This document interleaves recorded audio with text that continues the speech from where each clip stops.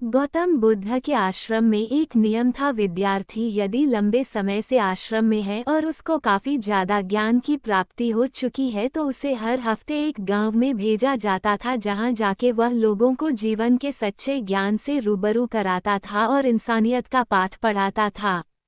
लगभग हर विद्यार्थी दूसरे गांवों में ज्ञान बांटने जा चुका था, पर एक विद्यार्थी ऐसा था जो कि पिछले 6 सालों से आश्रम में ज्ञान प्राप्ति की पढ़ाई कर रहा था, पर गौतम बुद्ध उसे कभी भी गांव में नहीं भेजते थे ताकि वह किसी को शिक्षित कर सके।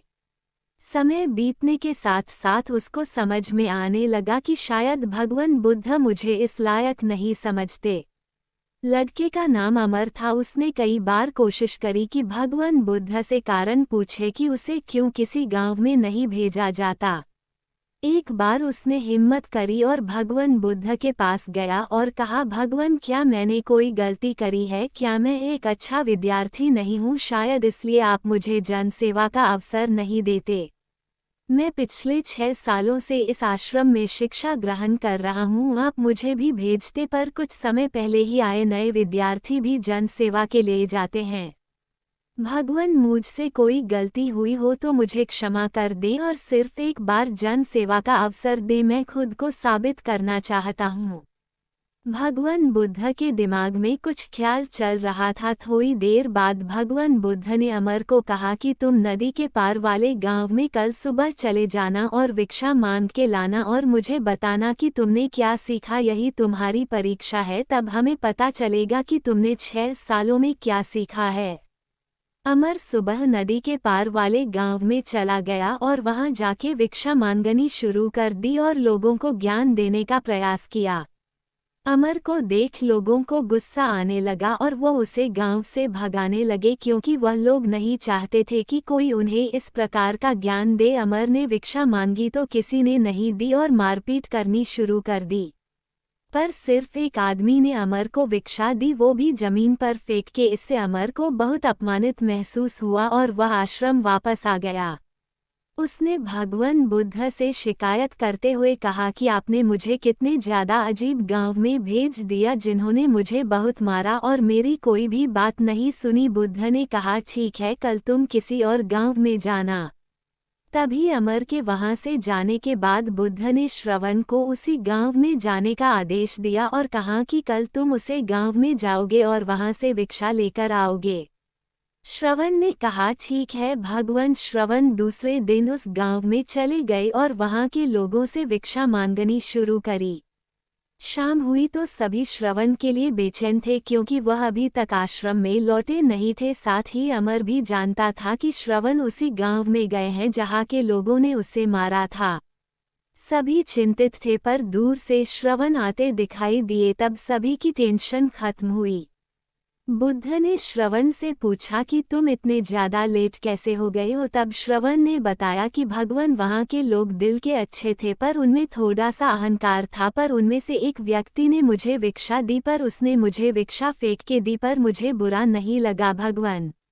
उसी व्यक्ति की बेटी बहुत ज्यादा बीमार थी, जो कि घर के आंगन में लाचार लेती दिखाई दे रही थी। मैंने जब उस व्यक्ति से उसकी बेटी की हालत का कारण पूछा तो उस व्यक्ति ने बताया कि उसकी बेटी एक बीमारी से पीड़ित है। उसका उपाय उस गांव में कोई भी नहीं जानता था, पर मैं उसका उपाय जानता था, क्योंकि मैंने इस आश्रम में आपके द्वारा अनेक प्रकार का ज्ञान प्राप्त किया है। इसलिए मैंने उस व्यक्ति से अनुमति मांगी थी, क्या मैं उसकी बेटी के लिए एक आयुर्वेदिक दवा तैयार कर सकता हूँ, जिससे उसकी बेटी ठीक हो जाएगी। यह सुनकर वह व्यक्ति बहुत खुश हुआ और उसने मुझे अनुमति दे दी कि मैं उसकी बेटी का इलाज कर सकता हूँ। उसकी बेटी का इलाज करने के लिए मैं दूर की एक पहाड़ी पर गया, जहां पर मुझे एक जड़ी बूटी मिली जिससे उस व्यक्ति की बेटी का इलाज हो सकता था। मैंने गांव जाकर वह जड़ी बूटी का अर्क बनाकर उसकी बेटी को पिलाया, जिससे वह थोड़ी सी ठीक हुई और बोलने लगी। परंतु उस गांव के लोगों को जब पता चला कि मैं अभी भी उसी गांव में हूं और वहां से गया नहीं, तो उन्होंने मुझे मारने के लिए बाहर भीड़ इकट्ठी कर ली, क्योंकि उन्हें ज्ञान की बातें और मौन पसंद नहीं है। पर जब उस व्यक्ति ने बाहर जाकर बताया कि मैंने उसकी बेटी का इलाज किया है, तो गांव वालों ने मुझे माफ़ी मांगी और कहा आप भले इंसान हैं, हमसे ही गलती हो गई कि हम आपको समझ नहीं पाए। मैंने उन लोगों से कहा कि मेरी भी गलती है, मैं आपको बात सही तरीके से समझा नहीं पाया, इसके लिए मैं आपसे क्षमा मांगता हूँ। श्रवण ने कहा भगवान, इस लंबी प्रक्रिया के दौरान मुझे अधिक समय लग गया, जिस प्रकार मैं इतना ज़्यादा लेट हो गया। परंतु भगवान, उस गांव के लोग बहुत ही ज़्यादा अच्छे हैं, मैंने उनके मन को महसूस किया और उनसे प्रेम बर्ताव किया। उन्होंने बार बार मुझे गांव से निकाला, पर मैंने फिर भी उसी गांव के व्यक्ति की मदद की, उसकी बेटी की तबीयत ठीक करके। इस प्रकार उन्होंने मेरी ज्ञान की बातें भी सुनी और मेरा सम्मान भी किया। बुद्ध ने श्रवण से कहा, जाओ तुम अब आराम करो। सभी विद्यार्थी अपने अपने मठ में जाने लगे, परंतु बुद्ध ने अमर को रोका और कहा कि देखो, मैं तुम्हें यही समझना चाहता था, तुम्हारे अहंकार ने सिर्फ उन लोगों का अहंकार देखा, जबकि यदि तुम अपने अहंकार को भूल जाते तो तुम उनकी समस्या को भी समझ पाते और उनके मन के दुख को भी समझ पाते। इसलिए मैं तुम्हें किसी गांव में नहीं भेजता था, क्योंकि मुझे पता है आज तक तुम अपने अंदर के अहंकार को खत्म नहीं कर पाए हो। जीवन में सफल होने के लिए अहंकार का खत्म होना अति आवश्यक है। सफलता पाने का मूल मंत्र है कि अहंकार को भूल जाओ और अपने लक्ष्य प्राप्ति के लिए मेहनत करते रहो।